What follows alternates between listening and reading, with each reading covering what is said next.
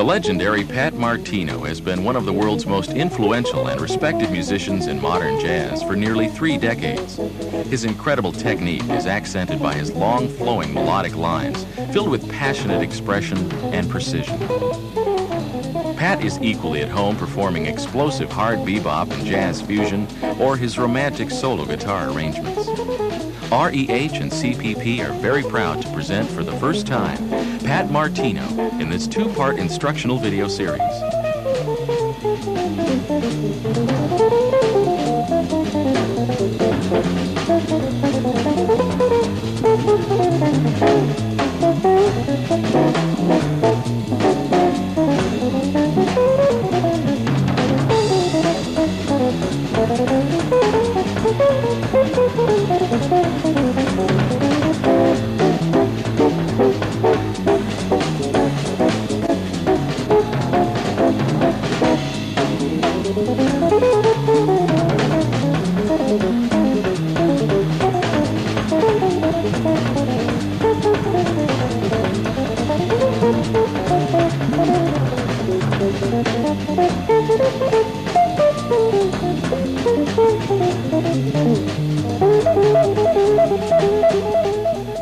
Today, in Part 1, Pat discusses and demonstrates his unique approach using the diminished chord as a parental form for constructing chord voicings and as a vehicle for developing improvisational fingerboard positions.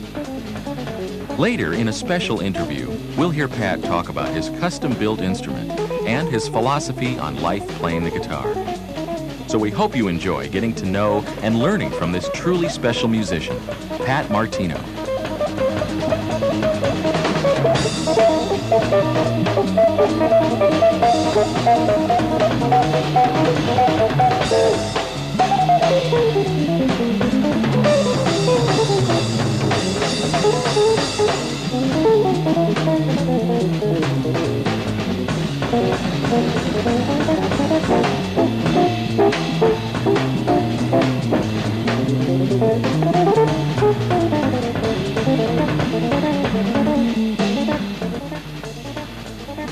Hi, my name's Pat Martino. I want to welcome all of you to this session, and I'd like to let you know that it's really a treat for me after so many years of functioning to finally have a chance to place our attentions upon some intimate feelings and opinions on this, our instrument, the guitar. Before we go any further, I would like to just offer you a single tone to make sure that we're all in tune together. I'm going to give you an A.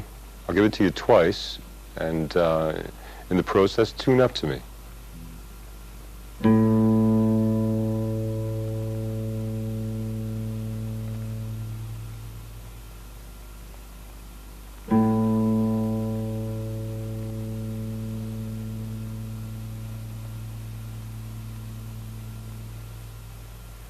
In the upcoming moments, we're going to be covering quite a number of ideas. Some of them are including the guitar in a different way of looking at it. It's been taught quite a number of different ways, and for each of us it's comfortable or non-comfortable. I hope that in the moments we do spend together that you gain some insight by looking through the windows of my house. Some of the things that we're going to be sharing are the positions on the instrument, dividing the instrument into different quadrants, such as first position, second position, third, and fourth. We're going to be talking about string groups, the use of different strings for different chordal clusters and their inversions, alterations included. And also some of the automatic things on the guitar, which I think will be important for me to bring to your attention, that a great number of these different approaches that I'm going to share with you have come through experience, and almost in a very odd way, such as an after effect, due to the fact that in my earlier years, when I first came out as a teenager, I did not have the ability to read or write music, and I had no idea what the names of these things were called until some way down the line. It became extremely appropriate and also a responsibility on my part to be able to answer questions with players that were sharing my time with a great deal of value on their own part. So I more or less in many cases had to take a look back and find out the true terms of a lot of the things that I learned how to play naturally. An important thing also is that the majority of dexterity that I have gained through the years in their early stages came from listening to records, such records as Wes Montgomery, the Montgomery Brothers, in those years recorded on the Riverside label. A great example was Grooveyard. I learned how to play these things by listening to the record and sitting down with a guitar, very much like today with transcribers who also have the facility of variable pitch. In those days we didn't have that. And I learned how to play these things by ear. So now it's gone a long way, and I think it is important to bring to your attention that this is an addition to all of the forms that I learned naturally from the guitar and a very intimate relationship with it. In the process that is coming up, I hope that you gain insight, a deeper understanding of a different way of looking at things. One of the things that you're going to notice quite different than most is the addition of what I refer to as parental forms on the guitar. In the case of these systems, the augmented and the diminished chord, broadly stretched across all of the different string groups. And I hope, as I said before, that you gain insight and prosper from this sharing. Welcome to the club, and let's get started.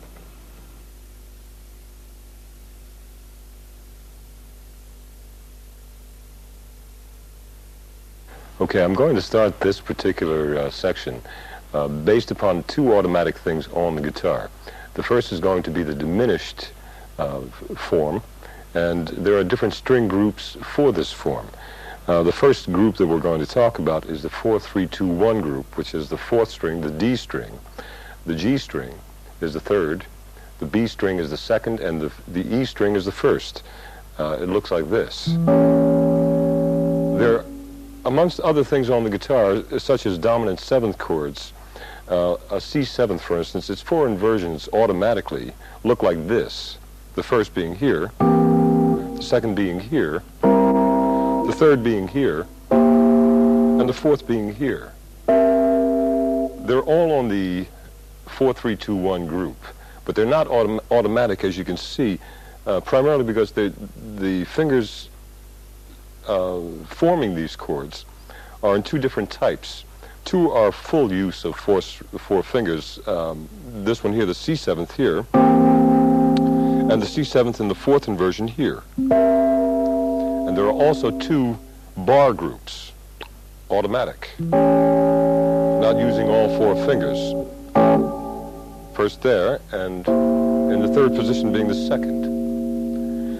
These are coming from the diminished form, which is totally automatic, which is a great difference between all of the other chords on the guitar, with one difference being in the augmented form. The diminished looks like this. So it's totally automatic. One of the few things on the guitar that you really don't have to learn per se four different fingerings in your study of the instrument. But one thing does take place in the diminished form that is extremely rewarding, and that is that once this form is played and its 4 inversions are captured, then it begins to unravel quite a number of children. I would normally refer to these as children. It's a parental form. By doing the following, these shall begin to appear. This particular chord, the E diminished, named because of its position on the 4th string, the 2nd fret, that would be E, so we're going to call it, for the moment, an E diminished. By lowering the E to an E flat, it automatically becomes the root of a dominant 7th chord, in this case, E flat 7th. Back to the E diminished. That is the first inversion. Automatically, the second inversion would participate in this area of the guitar. This time, the E natural is on the 2nd string as opposed to the first inversion, which was on the 4th string. Here's your E natural. By lowering the E to E flat, you automatically have an E flat 7th. Back to the diminished chord itself. The 3rd position for the inversion of that chord would be located here. Now the E, as a singular tone in that stack of 4 notes, is located on the 3rd string. By lowering that particular tone 1/2 step, it becomes an E flat. And here you have the 3rd inversion of E flat 7th. Back to the diminished. Raise that up to the next inversion. Now the E is on the 1st string. Lowering that 1/2 step brings it to an E flat on the 1st string, and your 4th inversion is here. Therefore, from the beginning, we have E flat 7th, 1st position, full 4 fingers. The 2nd position of the E flat 7th is again 4 fingers. The 3rd inversion is the 1st bar form of E flat 7th,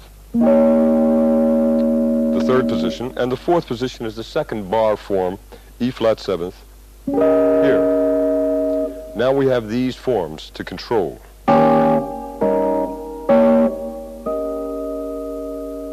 The reason I bring it up in this particular way is so that it isn't necessary to memorize, study by study, all of these different forms. They automatically unravel themselves.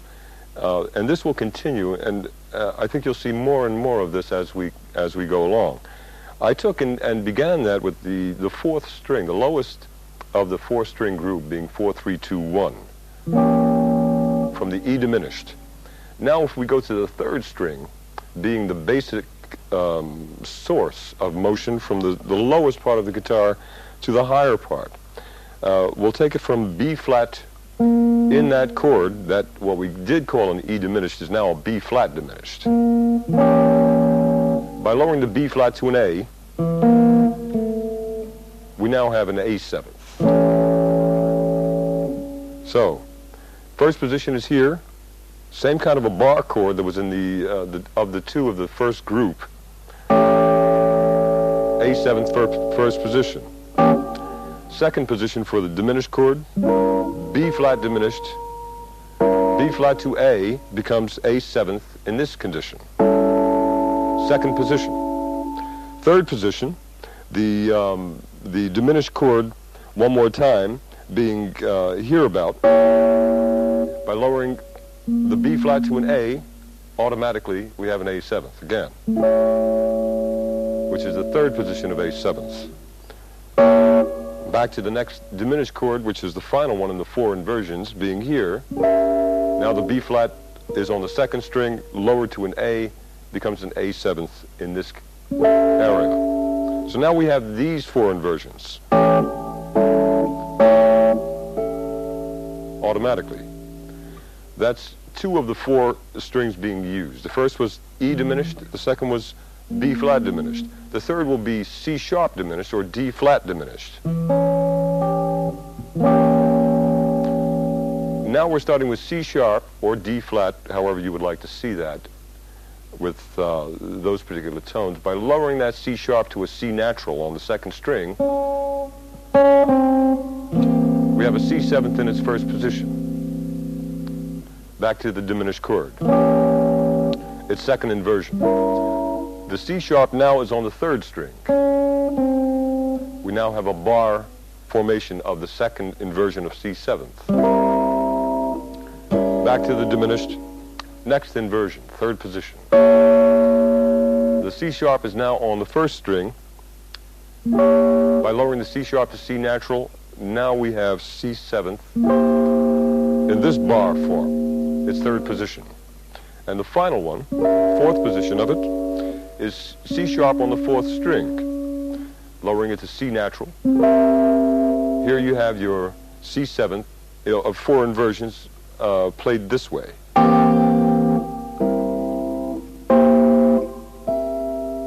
Automatic. Back to the first diminished chord.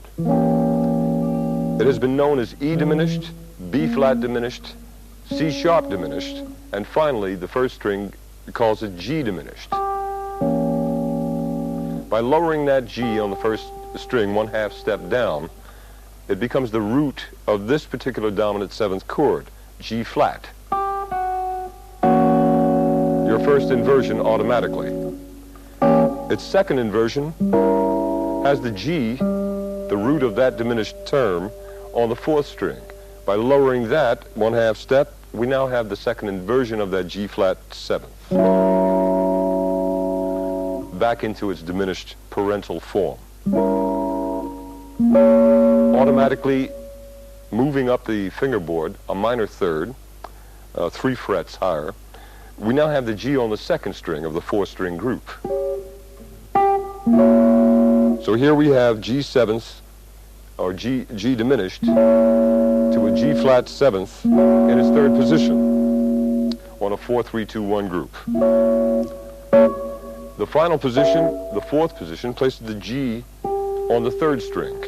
By lowering it 1/2 step, it becomes G flat 7th, once again automatic in the fourth position. Now we have this series of inversions. First position, second position, third position, fourth position. Now let's consider this. If we take this diminished cluster, this parental form, and we already know from our discussion so far that there are 4 dominant seventh forms that come from this chord, which is 4-dimensional in a sense. It has 4 identities. So here now, if there are 4 dominant seventh chords in this group, there are also 4 dominant seventh chords in this group, and 4 more in this group stacked vertically. Now we have 12 keys of these dominant seventh forms in this singular collection of strings, so that on the 4-3-2-1 group of the diminished chord, before we get to its second inversion automatically,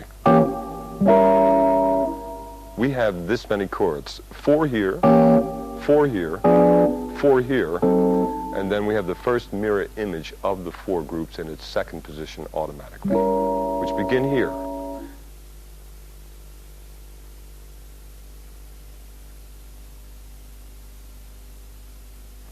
For the formation of activity taking place on the guitar fluently, so that the entire fingerboard can become one given topic, no matter what it might be, it is important to be able to take this basic information of these diminished forms and be able to draw from them the advantage that they offer for alterations on any kind of chord that you want to use on any group of strings accordingly. So that in the case of the diminished chord, as it initially was on the 4-3-2-1 group, it can be applied so that it becomes automatically a dominant seventh chord. In the case of this one here, E flat seventh, or any of the others in it, C7th would be just as appropriate. By taking that C7th and lowering the third of that particular major scale, you then take the E and drop that to an E flat. It's a C minor seventh. And And now you have altered that to a functional chordal form for your own vocabulary, to more or less just stock up and bank it, so that you can use it anytime you want it. If you take it then and alter that by lowering the fifth or raising the fifth, in this particular case we're lowering it to a flat 5. Here's your C minor 7 flat 5. So all of this coordinately comes from the parental form, and it breaks off into numerous children. And I think that what we're going to be covering now is how to gain dexterity in these, within the application throughout the fingerboard topically. We've covered quite a number of events that have been governed by the 4-3-2-1 string group.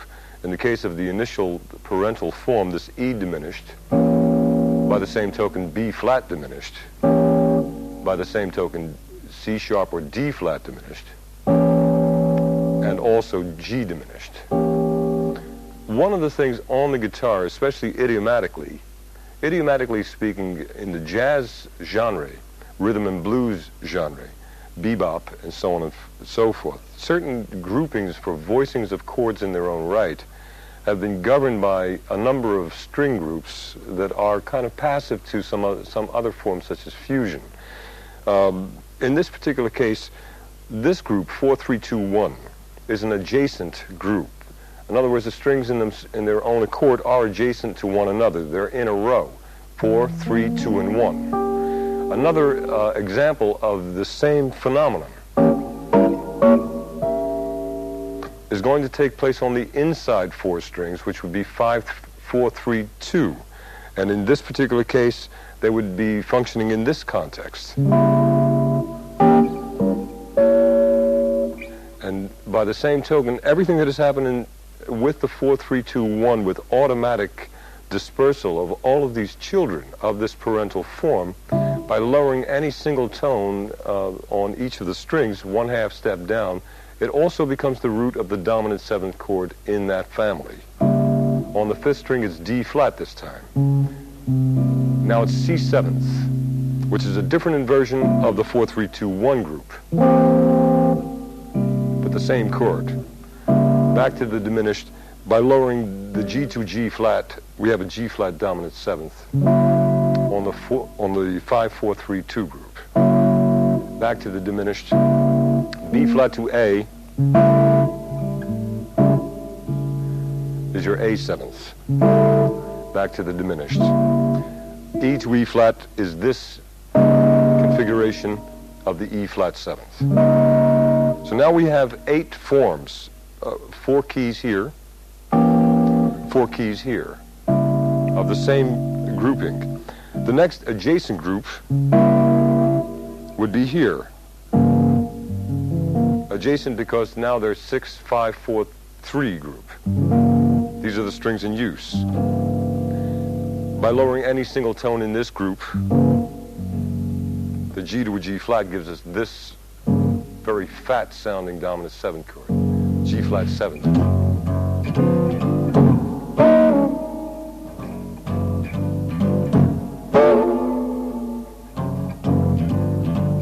A lot of use in terms of pumping a really dynamic kind of pulsating, very pulsating form as a cluster.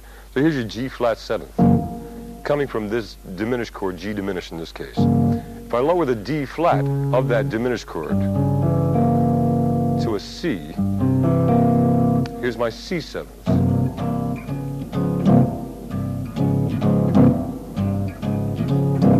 Okay.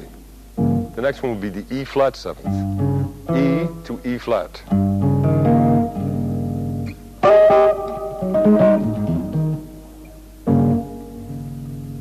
Back to the diminished chord. The A 7th would come from the B flat to the A natural.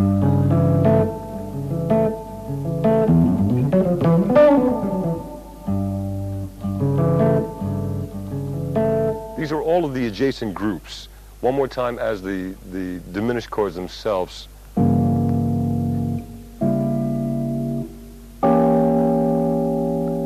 Three adjacent groups. If we then take that first 4-3-2-1 group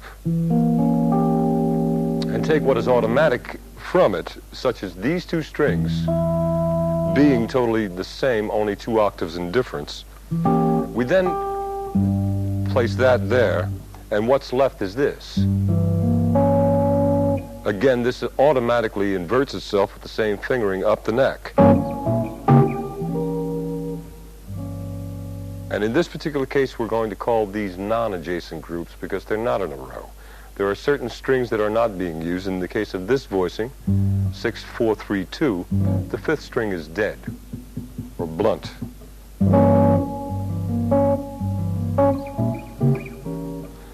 The other adjacent group of the 5 common groups would be 5-3-2-1.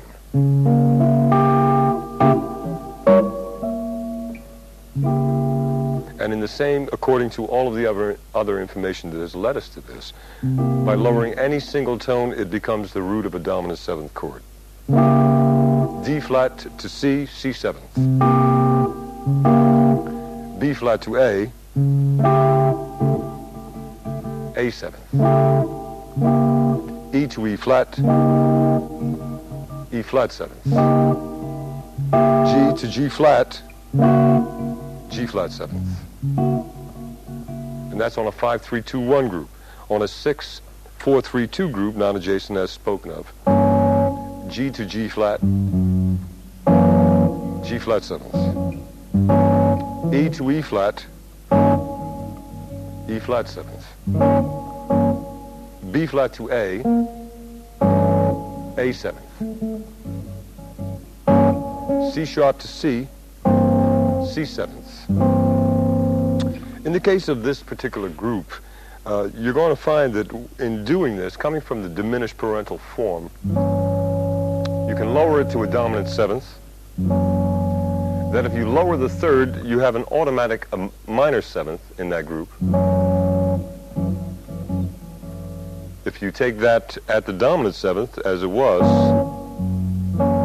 and raise that 7th, you'll have a major 7th.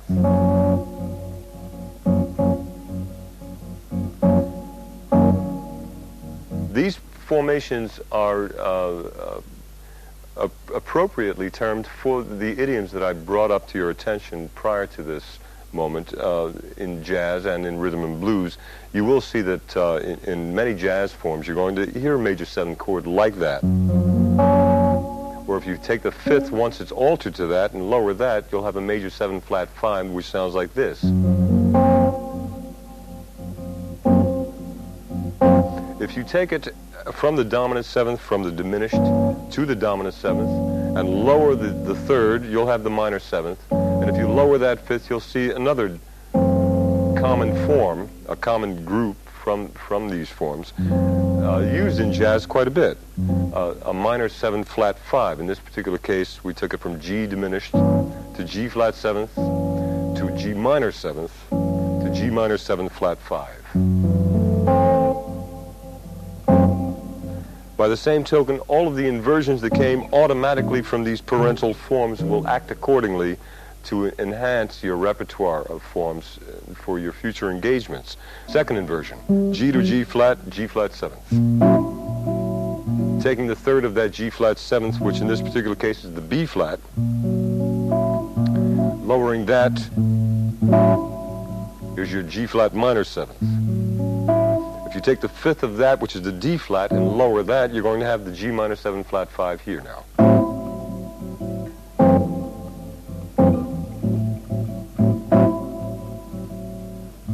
Back to the diminished chord, 6-4-3-2 group. The 3rd inversion would place the G up here to G flat. Here's your G flat 7th.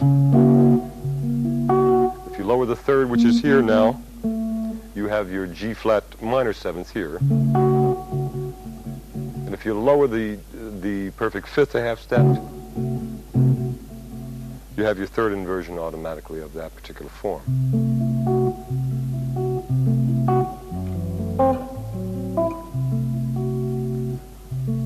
Back to the diminished parent.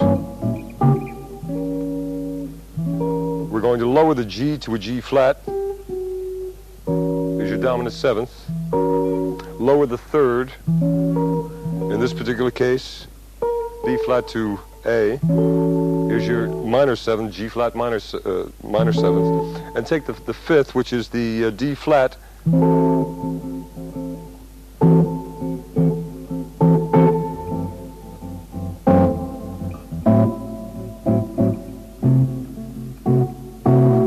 So now you see you have 4 automatic inversions of another family of forms used quite commonly in another kind of, idiom of jazz.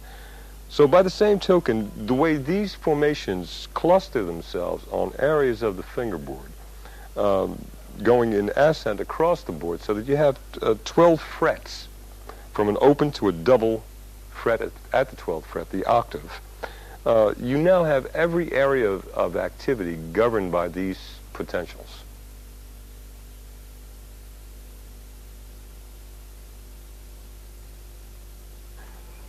Unlike quite a number of players who are focused upon modal interaction with chord forms, alterations in those chord forms, intervallically as well as modally, I find it most comfortable of all to use the minor 7th constantly.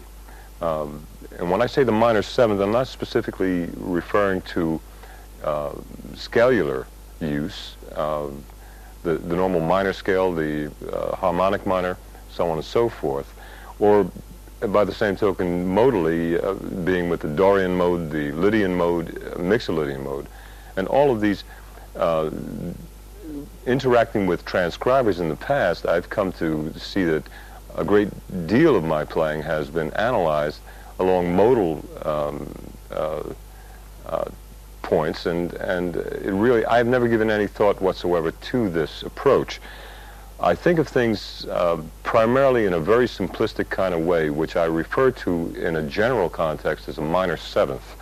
The minor 7th, of course, in my context has been, through experience, quite a number of line forms that I find extremely pleasing.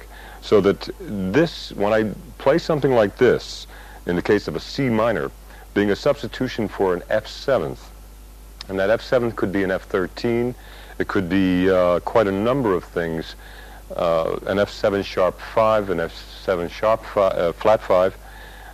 In my case, I generally refer to it as a minor 7th. Here, if I were to play against this chord here, which is an F13, I think of it in context with the minor 7th as a substitution for this form, and in doing so, I go a perfect 5th in the key of F, which is the C.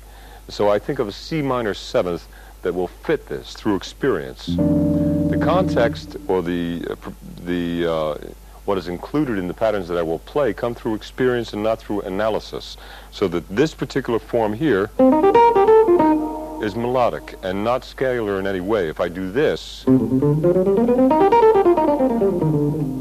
this has nothing to do with scalular forms, intervallic forms, modal forms, even though they can be analyzed and proportionately given titles that fit in an accurate kind of way. I personally, this is second nature to me through experience of things that melodically work and are pleasing to me. So the first position of this F7th would be here.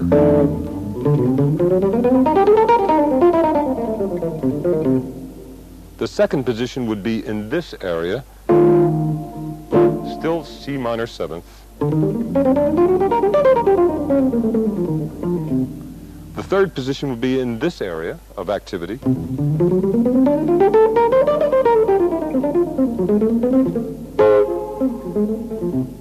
And these all are condensed into melodic statements of personal use. And the fourth would be here.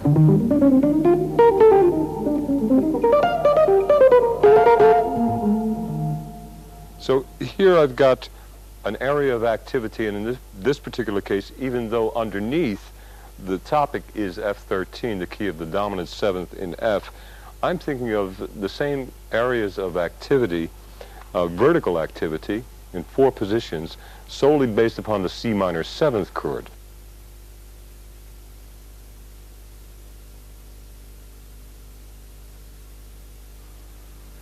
Since we've been talking about substitutions such as the minor seventh that I find comfortable against the dominant seventh, which again is one of the forms that is issued by the parental form being the diminished chord itself, we had 3 in a row, giving us 12 keys, 4 per cluster. In the sense of the cluster itself, the E, B flat, D flat, and G diminish, having 4 dominant 7 chords here, 4 here, and 4 here, 3 in a row, give us 12 keys. The next series, or the second position of these formations, would be the second position, or the second inversion of the first group, being as so. And there are 2 more to go after that, as so.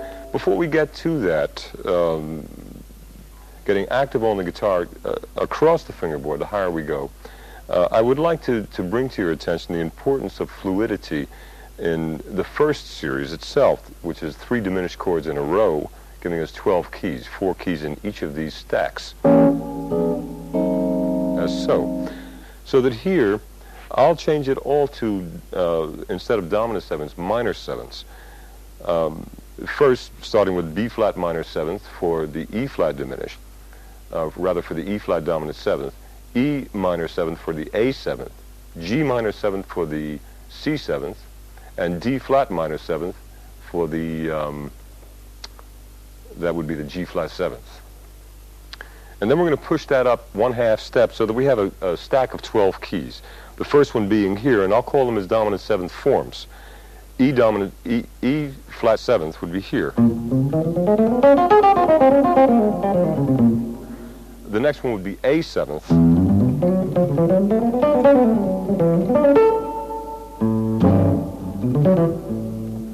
The next one, C seventh.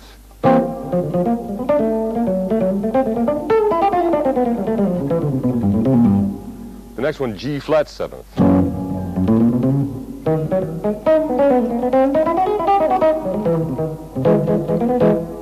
Okay, you see I'm adding also phrasings and rhythmic forms that I know through experience in performance and on stage, certain things that infiltrate excitement in the crowd. We're putting out dimensions of powers, dynamics, and melodies at the same time. So these are things that we'll talk about at some point in this discussion.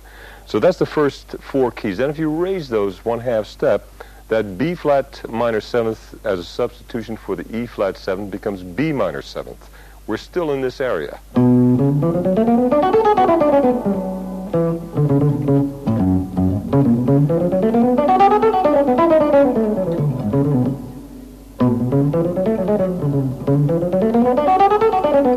And here once again I'm taking it up and in ascent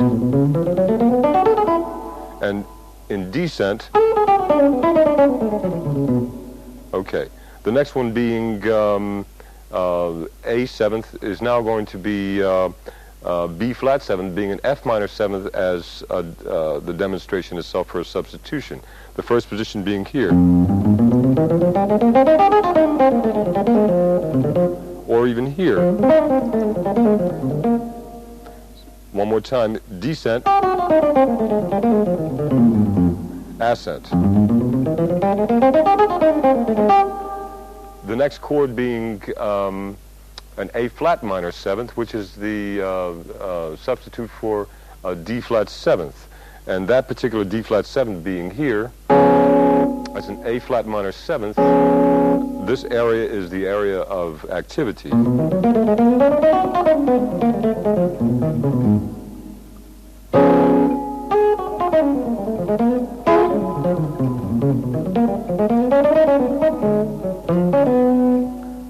The next one being D minor seventh for a G seventh. And that particular G seventh would look like this is one of the bar structures talked about a moment ago. The D minor seventh now is in here.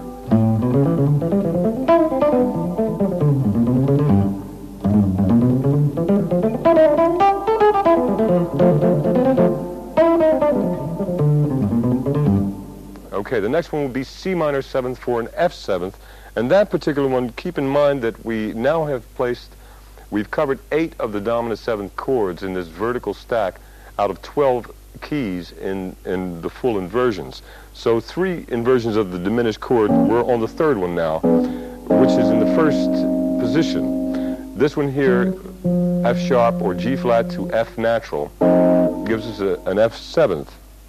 And the substitution for that is C minor 7th, and I'm using it here.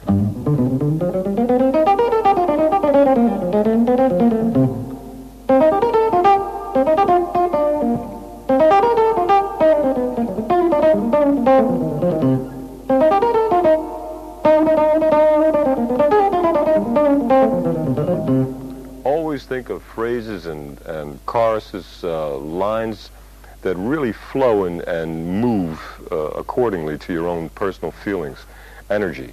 That was on the F 7th, and it was the C minor 7th. The next one would be G flat minor 7th, and I'm using that G flat minor 7th as a B 7th, which would be coming in this particular case from this bar form, again from this 3rd diminished in a 3-fret row. By dropping the C to a B, it's a B 7th. And its alternating substitution, the B 7th is going to be a G flat minor 7th.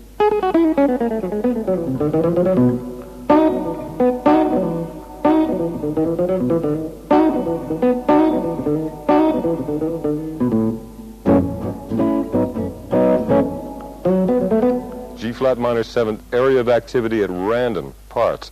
The next one is going to be an A minor 7th, and that being for the following D 7th cluster in this position. Here's your D 7th, which again came from an E flat diminished. E flat on the 2nd string, down 1/2 step to a D makes it a D 7th. And for the substitution for that, I'm using one more time my own personal comfort, is the A minor 7th.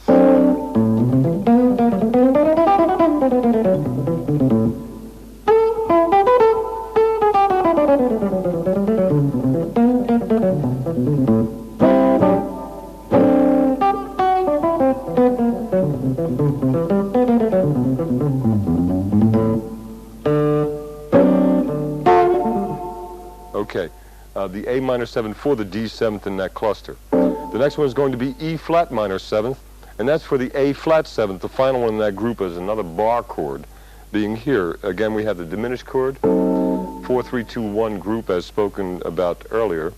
The A is on the top, 1/2 step down becomes the root of the A flat 7th. And I'm using as a substitution E flat minor 7th.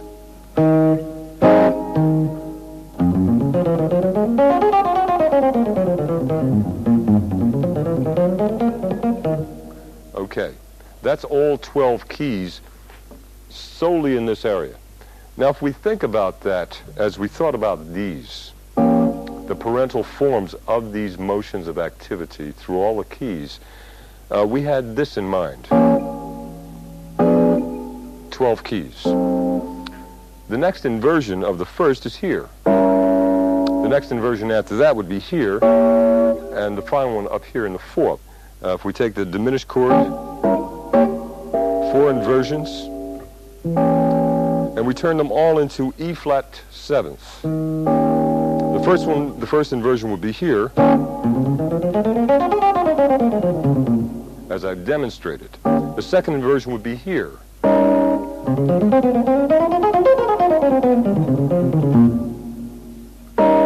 The third inversion would be here.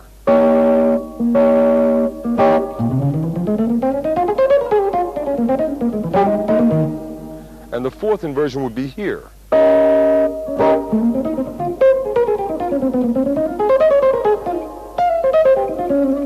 Okay, so now you see that I have the entire fingerboard of the guitar being in one key, and better yet, as one topic of activity across itself.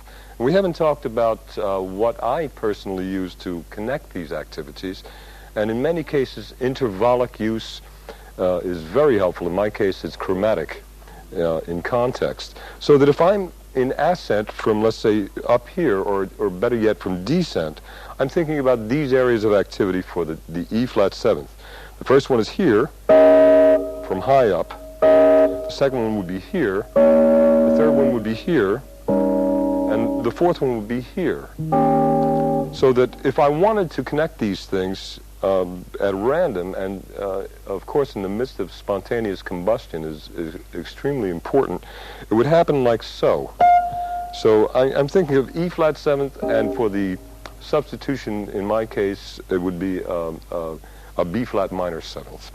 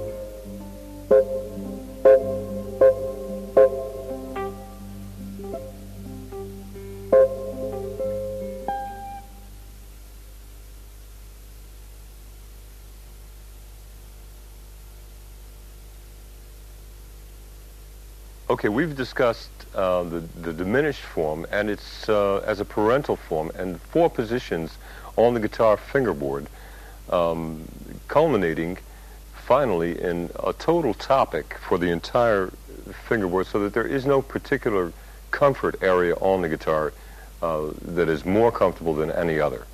In the case of a fast reminder, it's based upon these positions. So there are 12 keys between here and there. And then the second series from here to there, 12 keys. And the third series from here, 12 keys to there. And finally from here for the 4th position. And the next would be an octave higher than the first. So now what I'm going to do is to take the series that comes from this system.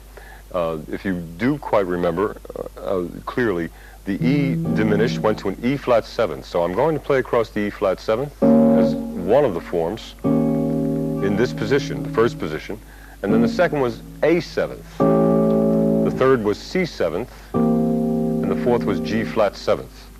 One more time to fill you into what I'm going to be playing against these clusters in the background is what's comfortable for me tonally and otherwise as a dominant 7th, for a substitution on these forms, so that what is seen on the chart as an E flat seventh is going to be a B flat minor seventh. An A seventh is going to be an E minor seventh. The C seventh is going to be a G minor seventh for me.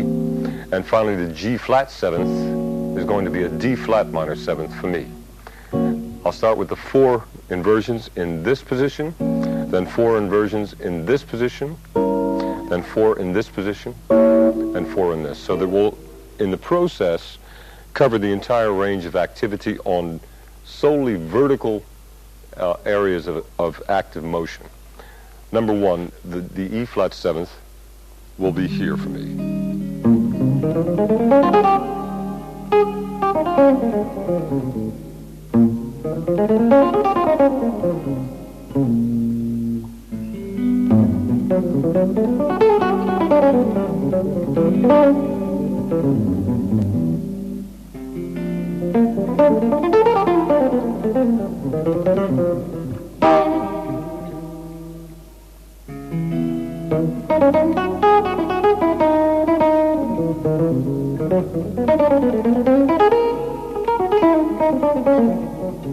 Second position.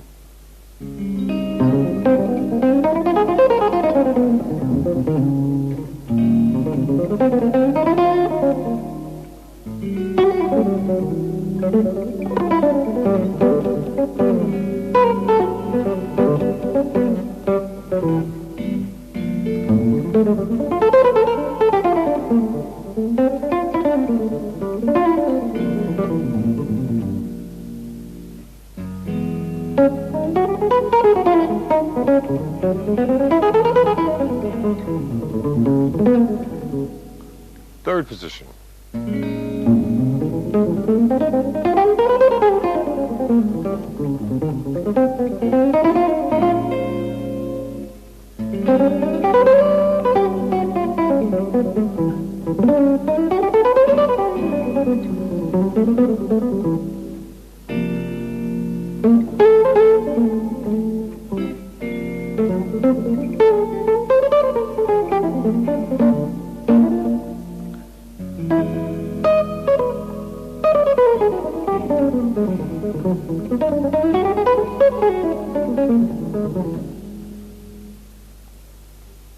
Fourth position.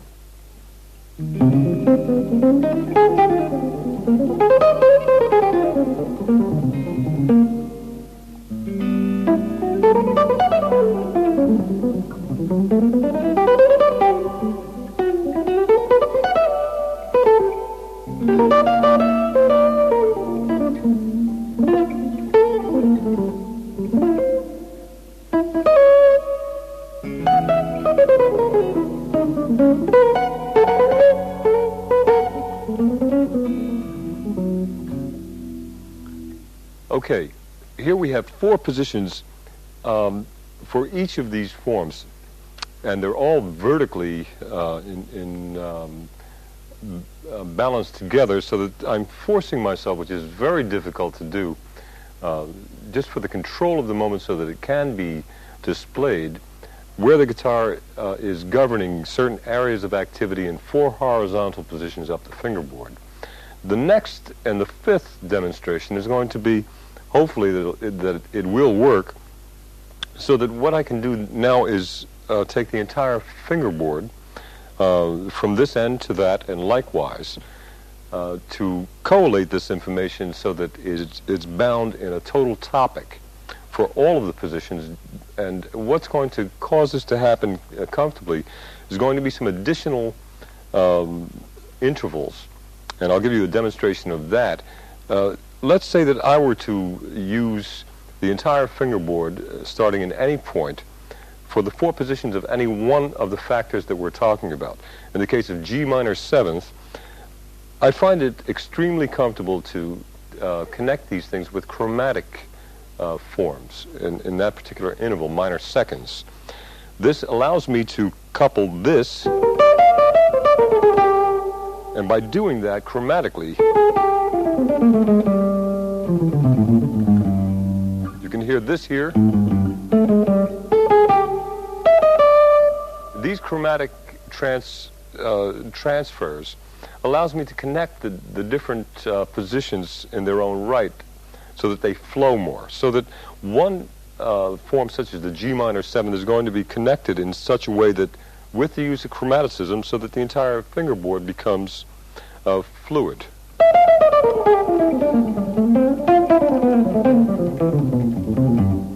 So you see there that all of that does fit to that G minor 7th. Here it's being governed in this area. Here. Here. And here.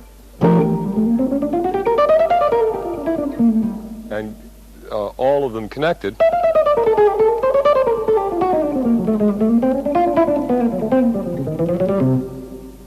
Of course, that G minor 7th was a substitution for the C 7th, and that's why I resolved it finally on that strong sound, so that the chord you hear is precisely in terms of what it is on the chart. So again, now we're going to take them one at a time. We'll start with the E flat 7th to an A 7th for the second demonstration, C 7th for the third, and G flat 7 for the final one.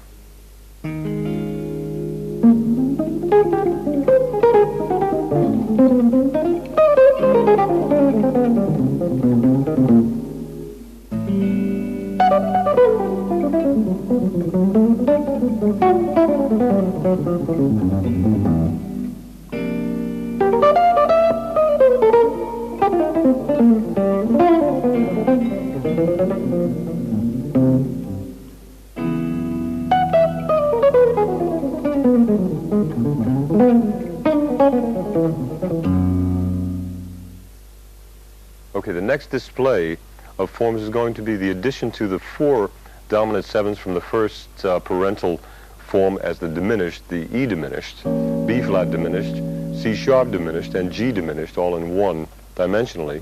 We covered in the first demonstration E flat 7th, A 7th, C 7th, and G flat 7th. And now we're going to begin to add to those the other 8 that are in the full chromatic scale, so that we'll have, as before, E flat 7th, A 7th, C 7th, and G flat 7th. And the second group is going to be E 7th, B flat 7th, D flat 7th, and G 7th. The third group will be F 7th, B 7, D 7, and A flat 7th. One at a time. We'll start from E flat 7th up. First position.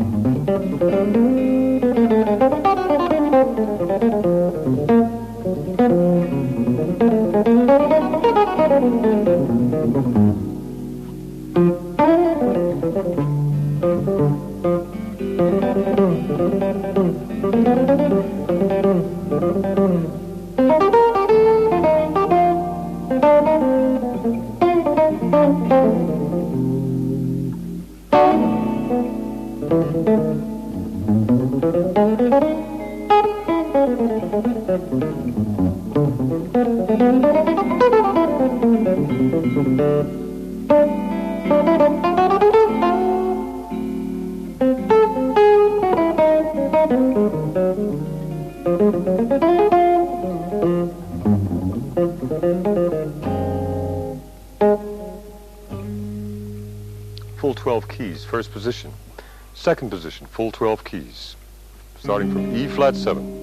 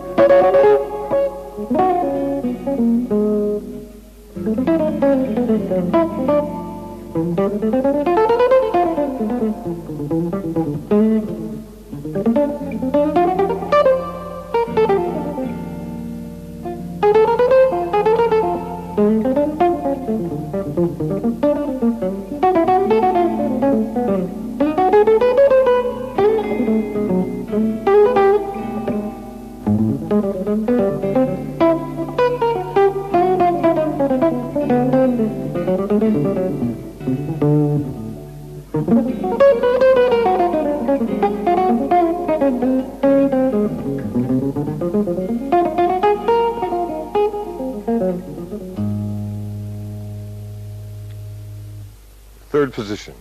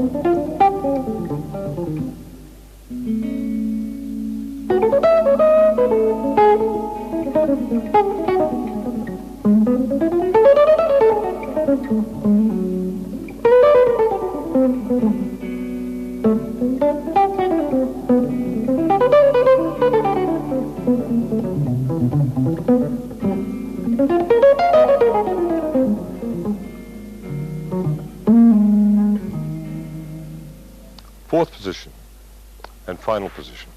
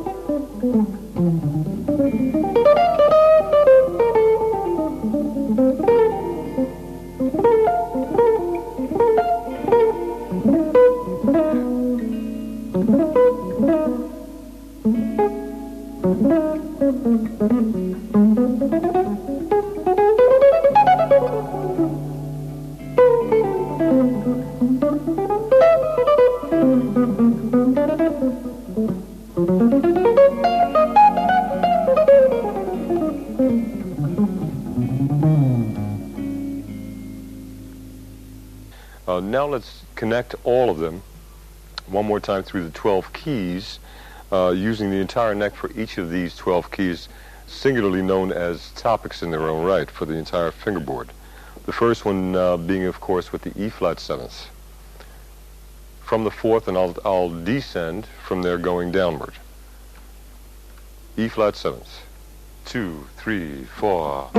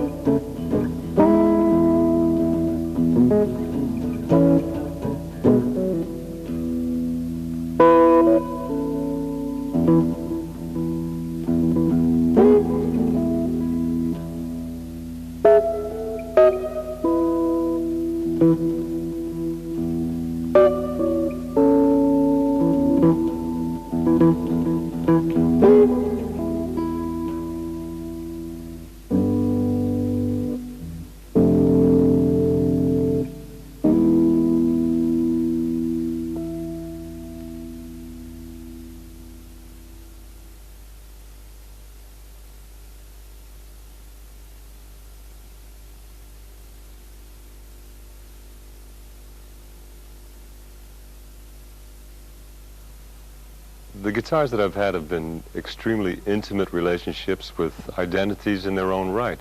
They've been full of all kinds of spontaneity and stimulation. This particular instrument has been a gift from a fine luthier from Puerto Rico, currently in Long Island, New York City.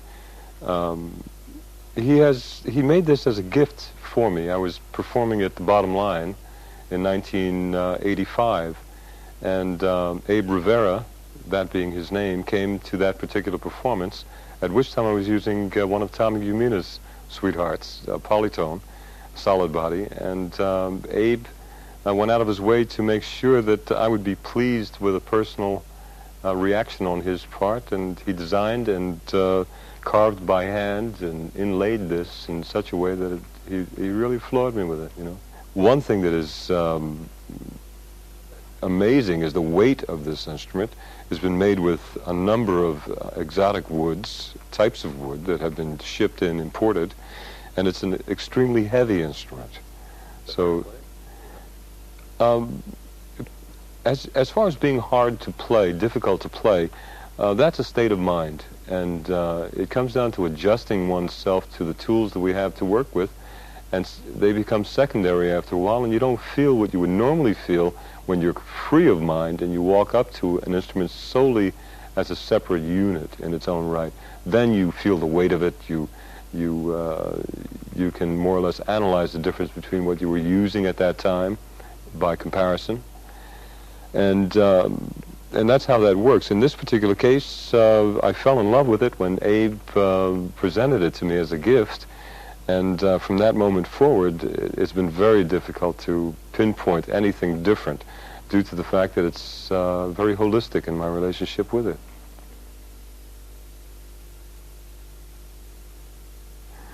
As far as the string gauges that I use, rarely do I use them through comfort.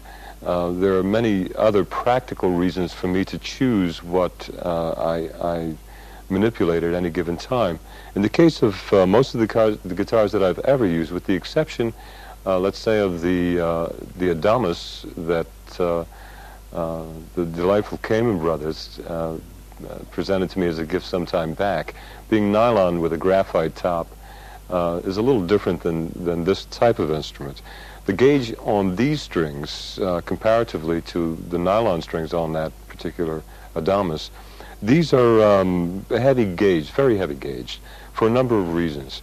I never have focused my attention upon picking and attack in terms of the amount of pressure that I use on the plectrum that I'm working with at any given moment. But there is one thing that is in common and very consistent throughout the years that I've used guitars.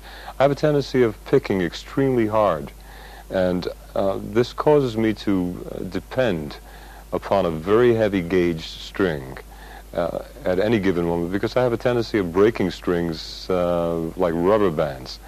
So due to the fact that I formulate a very staccato type of attack, it's demanded upon me to use heavy gauge strings. On the instrument at this given moment, I'm using a 16 for an E, rather a 15, I'm sorry, 15, a 17 for the B, 26 for the G, 36 for the D, 46 for the A, and 56 for the E. Normally, I use a 16 for the E, an 18 for the B, 26 for the G, 36 for the D, 48 for the A, and 58 for the E. And that really gives me a very powerful staccato feeling. Pioneering plectrums in terms of their quality, the type of substances used for the plectrum in itself. I've lived a very silent life, you know, a solitary bird, so to speak, in the early days as a sideman, traveling on a constant basis into strange places, you know, and during those years I would enjoy taking a walk into a forest or a beach and I would find pieces of wood coincidentally in the shape that would of a plectrum that would fit very well, you know, and different stones and pebbles from beaches and from different ground lays that after a while became a very mystical experience for me, you know, and it enhanced a great deal. Now I'm using, at this particular time, I'm using heavy, extra heavy picks in terms of the type. I enjoy using picks of this size, triangular in shape, due to the fact that I have a tendency of wearing them down to certain degrees where they become intimately different from each other, the different sides. So that very much like a regular pick, this is a Fender extra heavy, very thick, and also gives me control from this end, a wider area. This being also a Fender, it's an extra heavy as well. And in the use of one of this nature with a pointed end, there are times when I use that accordingly so that I can get the sound. There's a very sharp staccato.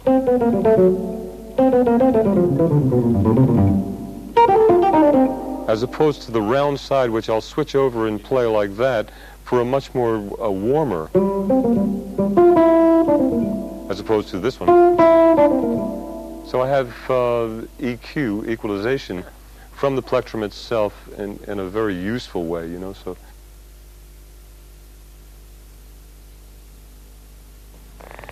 Yeah, I think it's important to keep an open mind to music, including all kinds of music. We're in a global warming of an intake, an impasse of so many different cultures and types that new forms of music are constantly on the upgrade, primarily because they're all blending together with a larger vision of a collective, unified reality. It's happening at all times. And you are affected whether you hear it or not, including myself, and I think it's good to keep an open mind.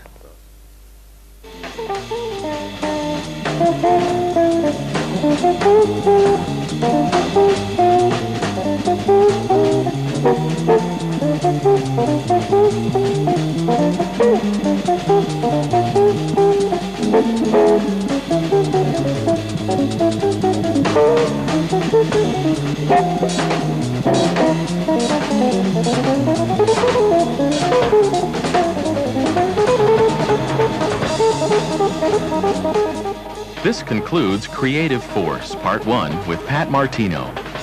We hope you'll join Pat for Part 2 as he demonstrates improvising over various chord progressions using his minor conversion concept.